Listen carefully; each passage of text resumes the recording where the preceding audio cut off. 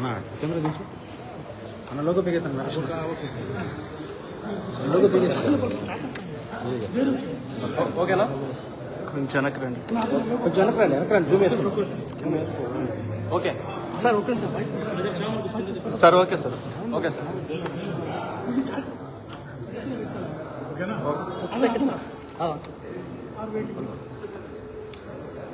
చాలా చాలా సంతోషం. ఎందుకంటే మహానాడు తెలుగుదేశం పార్టీకే కాకుండా ప్రపంచంలో ఉన్న తెలుగు వాళ్ళందరికీ కూడా అత్యంత ఇష్టమైనటువంటి కార్యక్రమం. ఆ మహానాడు తెలుగుదేశం పార్టీ చరిత్రలో ఒక్కో సంవత్సరం ఒక్కో దగ్గర నిర్వహిస్తూ ఉంటారు. ఏకదాటిగా ఇన్ని మహానాడులు సంవత్సరానికి ఒకసారి ఇన్ని మహానాడులు చేసుకున్నటువంటి చరిత్ర అది కొద్ది పార్టీలతో ఉంటుంది. దాంట్లో తెలుగుదేశం పార్టీ ఉందని చెప్పని సరళంగా ఆ మహానాడు నెల్లూరు జిల్లా కావటం, నెల్లూరు జిల్లాలో కోర్ నియోజకవర్గం యొక్క ఇఫ్కో కిసాన్ చర్చ్ వద్ద ఏర్పాట్లు మొత్తం నిర్ణయించడం, అందరూ కూడా ముఖ్యమంత్రి చంద్రబాబు నాయుడు గారి ఆదేశాలు, నారా లోకేష్ గారి ఏదైతే సూచనలు సలహా, రాష్ట్ర తెలుగుదేశం పార్టీ అధ్యక్షులు పల్లా శ్రీనివాసరావు గారి సూచనలు సలహాలు, అదేవిధంగా జిల్లా తెలుగుదేశం పార్టీ అధ్యక్షులు వేదా విశ్వనాథ్ గారి సూచనలు సలహాలు, పార్లమెంట్ సభ్యులు వేమిరెడ్డి ప్రభాకర్ రెడ్డి గారు, అదేవిధంగా జిల్లాలో ఉన్న ఇద్దరు మంత్రులు అటు ఆన రామనారాయణ రెడ్డి గారు, పొంగూరు నారాయణ గారు, అదేవిధంగా శాసనసభ్యులు కోవిడ్ శాసనసభ్యులు రాష్ట్ర తెలుగుదేశం పార్టీ పొలిట్ బ్యూరో సభ్యులు వేమిరెడ్డి ప్రశాంత్ రెడ్డి గారు, మాజీ మంత్రివర్యులు సీనియర్ నాయకులు సోమిరెడ్డి చంద్రమోహన్ రెడ్డి గారు, ఉదయగిరి శాసనసభ్యులు కాకర్ల సురేష్ గారు, కావల శాసనసభ్యులు కావ్య కృష్ణారెడ్డి గారు, అదేవిధంగా గూడూరు శాసనసభ్యులు పాశం సునీల్ కుమార్ గారు, వెంకటగిరి శాసనసభ్యులు పురుగొండ రామకృష్ణ గారు, సూళ్ళూరుపేట శాసనసభ్యులు నెరవల విజయశ్రీ గారు, అందరూ కూడా ముఖ్యంగా జిల్లాలో ఉన్న ఇద్దరు మంత్రులు, పార్లమెంట్ సభ్యులు, జిల్లా పార్టీ అధ్యక్షులు, మొత్తం జిల్లాలో ఉన్నటువంటి ఎమ్మెల్యేలు, అనేక స్థాయిల్లో వివిధ హోదాల్లో ఉన్నటువంటి తెలుగుదేశం పార్టీ సీనియర్ నాయకులు ఎంతో మంది ఉన్నారు. వారందరూ కూడా ఈ యొక్క తెలుగుదేశం పార్టీ మహానాడిని ఒక పండుగగా నెల్లూరు జిల్లాకు రావడం ఒక అదృష్టంగా భావించి దీన్ని నవ్వుతో నా భవిష్యత్ అన్నట్టు నిర్వహించాలా అన్న ఆలోచనలతో అనేక రకాల ప్రణాళికలకి సిద్ధం చేసి ముందుకు సాగుతూ ఉన్నారు. మహానాడు మా అందరి ఆకాంక్ష ఒకటే, మా అందరి కోరిక ఒకటే, మా అందరి లక్ష్యం ఒకటే. ఈ యొక్క నెల్లూరులో జరిగే మహానాడు చరిత్ర గుర్తుపెట్టుకునే విధంగా, చరిత్రలో ఇప్పుడు కూడా మహానాడు గురించి చర్చ వస్తే నెల్లూరుకు ముందు నెల్లూరు తర్వాత అనే విధంగా. ఎందుకంటే గత వైఎస్ఆర్ కాంగ్రెస్ పార్టీ ప్రభుత్వంలో ఆనాటి ప్రభుత్వానికి వ్యతిరేకంగా యువ నేత మన ప్రస్తుత జాతీయ వర్కింగ్ ప్రెసిడెంట్ నారా లోకేష్ గారు యువగళం పాదయాత్ర ప్రారంభించారు. ఆ యువగళం పాదయాత్ర రాష్ట్రం అంతా కూడా అద్భుతంగా మహోద్భుతంగా జరిగింది. కానీ నెల్లూరు జిల్లాలో ఇంకా ఇంకా ఇంకా అద్భుతంగా జరిగింది.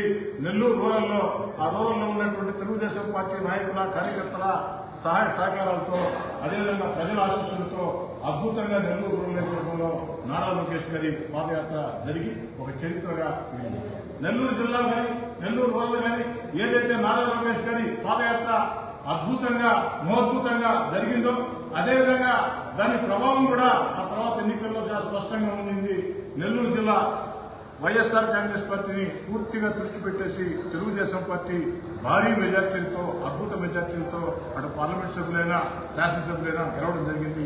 ఈనాడు 2 ఏళ్లుగా రాష్ట్ర ముఖ్యమంత్రి చంద్రబాబు నాయుడు గారు గత వైఎస్ఆర్ కాంగ్రెస్ పార్టీ విధానాలతో సర్వనాశనమై అన్ని వ్యవస్థలు దివాలా తీసినటువంటి పరిస్థితుల్లో తన అపార పరిపాలనా అనుభవంతో ఈ రాష్ట్రాన్ని అన్ని రకాల ముందు నడిపిస్తున్నాడు.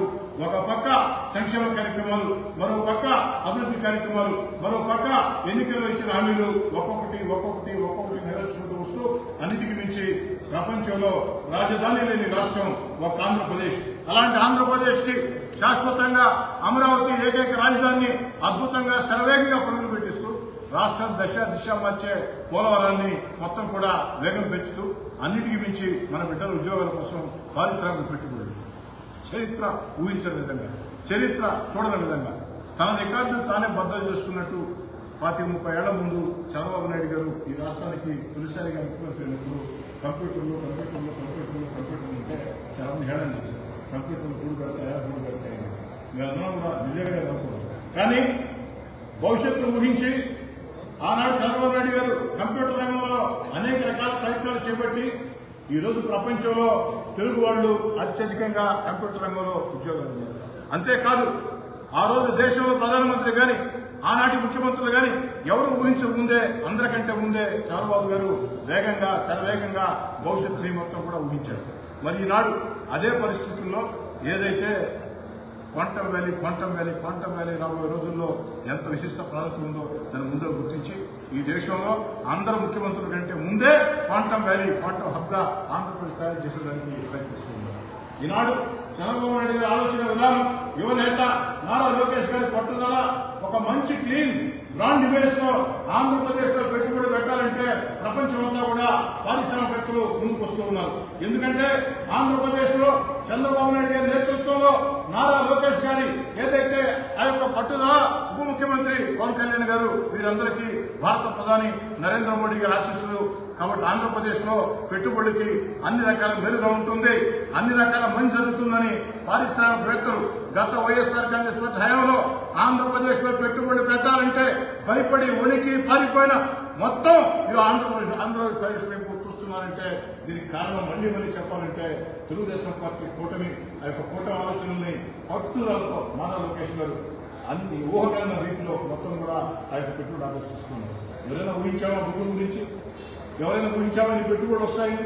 కాబట్టి మేము మళ్ళీ చెప్తున్న ప్రజలందరూ కూడా ఈ యొక్క తెలుగుదేశం పార్టీ కూటమి ఈరోజు చేస్తున్నటువంటి ఆ యొక్క కార్యక్రమాలు ఇంకా భవిష్యత్తులో ముందుకు పోవాలంటే మరో 15 సంవత్సరాలు ఆంధ్రప్రదేశ్ ని తెలుగుదేశం పార్టీ కూటమి పరిపాలించాల్సిన అవసరం ఉంది. కాబట్టి ఈ వయసులో కూడా ఈ రాష్ట్రం కోసం కష్టం చేస్తున్న చంద్రబాబు నాయుడు గారికి, అదేవిధంగా ఉప ముఖ్యమంత్రి పవన్ కళ్యాణ్ గారికి, యువనేత నారా లోకేష్ గారికి ప్రజలందరి ఆశీస్సులు ఉండాలని చెప్పని అన్ని రకాల మీ అందరి ఆశీస్సులతో ఏదైతే తెలుగుదేశం పార్టీ కూటమి ఈ రాష్ట్రంలో అద్భుతాలు చేసి చూస్తుందని పనులు చేస్తూ మళ్లీ చెప్తున్నా, నెల్లూరు జిల్లా కోవూరు నియోజకవర్గం ఈ యొక్క ఇఫ్కో కిసాన్ సభలో జరిగే ఆ యొక్క మహానాడు అద్భుతంగా మహోద్భుతంగా జన జాతరని స్థాపించే రీతిలో ముందుకు సాగుతుంది.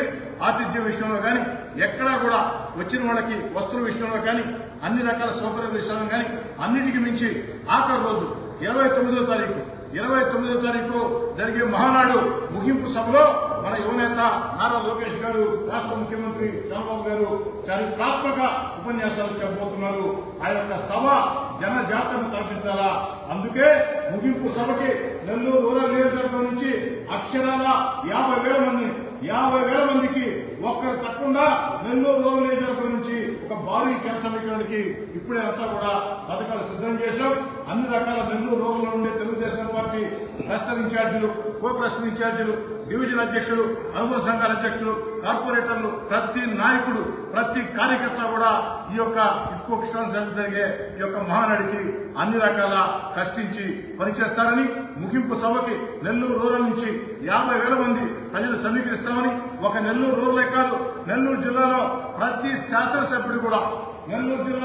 శాసనసభ్యుడు అటు పార్లమెంట్ సభ్యులు, మంత్రులు, జిల్లా పార్టీ అధ్యక్షుడు దీన్ని ఒక సవాలుగా తీసుకున్నారు. ప్రతి ఒక్కరు కూడా రెట్టించిన ఉత్సాహంతో ముందుకు సాగుతూ ఉన్నారు. ఎక్కడికెక్కడ పటిష్టమైనటువంటి కార్యాచరణ ప్రణాళికలను రూపొందిస్తూ ముందుకు సాగుతూ ఉన్నారు. మళ్ళీ చెప్తూ ఉన్న ఈ యొక్క మహానాడు నెల్లూరుకు ముందు, నెల్లూరు తర్వాత అదేవిధంగా ముందుకు సాగుతామని ప్రజలందరి ఆశీస్సులు కూడా ఉండాలని చెప్పి నియోజకవర్గం నుంచి అక్షరాల 50,000 మందికి ఒక్కరు తప్పకుండా నెల్లూరు రూరల్ నియోజకవర్గం నుంచి ఒక భారీ జన సమీకరణకి ఇప్పుడే అంతా కూడా పథకాలు సిద్ధం చేశాం. అన్ని రకాల నెల్లూరు రూరల్ లో ఉండే తెలుగుదేశం పార్టీ క్లస్టర్ ఇన్ఛార్జీలు, కో క్లస్టర్ ఇన్ఛార్జీలు, డివిజన్ అధ్యక్షులు, అనుబంధ సంఘాల అధ్యక్షులు, కార్పొరేటర్లు, ప్రతి నాయకుడు, ప్రతి కార్యకర్త కూడా ఈ యొక్క ఇఫ్కో కిసాన్ సభ జరిగే ఈ యొక్క మహానాడికి అన్ని రకాల కష్టించి పనిచేస్తారని, ముగింపు సభకి నెల్లూరు రూరల్ నుంచి 50,000 మంది ప్రజలు సమీకరిస్తామని, ఒక నెల్లూరు రూరలే కాదు నెల్లూరు జిల్లాలో ప్రతి శాసనసభ్యుడు అటు పార్లమెంట్ సభ్యులు, మంత్రులు, జిల్లా పార్టీ అధ్యక్షుడు దీన్ని ఒక సవాలుగా తీసుకున్నారు. ప్రతి ఒక్కరు కూడా రెట్టించిన ఉత్సాహంతో ముందుకు సాగుతూ ఉన్నారు. ఎక్కడికెక్కడ పటిష్టమైనటువంటి కార్యాచరణ ప్రణాళికలను రూపొందిస్తూ ముందుకు సాగుతూ ఉన్నారు. మళ్ళీ చెప్తూ ఉన్న ఈ యొక్క మహానాడు నెల్లూరుకు ముందు, నెల్లూరు తర్వాత అదేవిధంగా ముందుకు సాగుతామని ప్రజలందరి ఆశీస్సులు కూడా ఉండాలని చెప్పి